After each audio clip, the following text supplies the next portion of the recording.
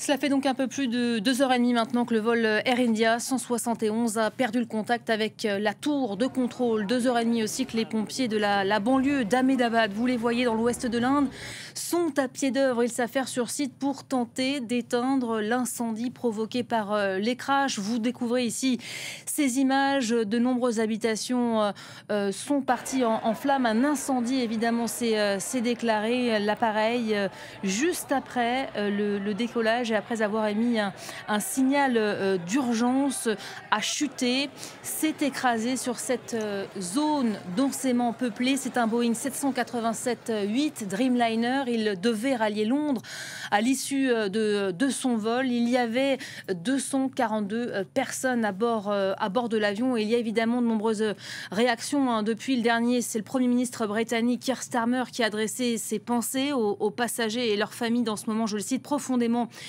éprouvant.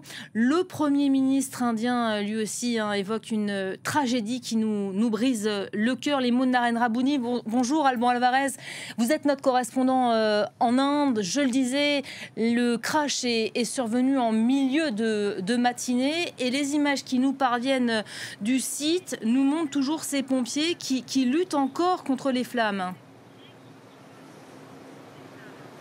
Absolument, les pompiers aidés de militaires puisque l'avion s'est écrasé non loin de ce qu'on appelle Ahmedabad Cantonment, qui est en fait la base militaire de la ville d'Ahmedabad. Et ce que l'on sait désormais, c'est que cette zone résidentielle est en fait une résidence universitaire d'une faculté de médecine. L'avion s'est écrasé, ce Boeing s'est écrasé sur le toit d'une résidence où résidaient donc des étudiants en faculté de médecine, ce qui laisse également penser que le bilan au sol sera également très très important. Car pour le moment, même si on n'a absolument aucune confirmation du nombre de blessés ou de morts, les images qui nous parviennent nous montrent généralement le toit avec la queue de l'appareil, avec le nez de l'appareil, mais le reste semble avoir complètement disparu sous les flammes, brûlé. Vous avez dû voir ces images. Eh bien, au moment du crash de l'avion, c'est une immense boule de feu qui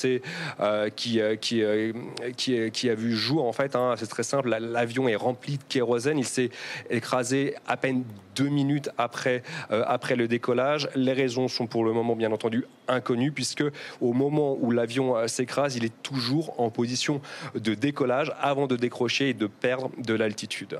Alors Boeing qui a prêté l'avion a communiqué tout à l'heure. On connaît les difficultés de Boeing. Vous nous parlez des difficultés d'Air India, mais l'avionneur, lui aussi, est en grande difficulté après de nombreux incidents sur des appareils. Dit réunir des informations supplémentaires sur ce qu'il a pu se passer ce matin. Il est évidemment encore trop tôt. Il va falloir retrouver les boîtes noires. Mais visiblement, le pilote de l'avion avait émis un appel d'urgence juste après le décollage. Absolument, un appel d'urgence qui a été émis par le pilote juste après le décollage. Et même si Boeing a connu de nombreuses difficultés liées notamment au Boeing 700, au Boeing 8 Max, qui s'était écrasé donc à deux reprises. Pour le coup, cet avion est un Dreamliner. C'est un avion qui a été livré par Boeing à la Air India il y a une dizaine d'années. Maintenant, reste à savoir si c'est un problème mécanique, d'entretien, si c'est un problème tout simplement de pilotage. L'enquête ne fait que commencer, mais il faudra déjà retrouver ces deux boîtes noires.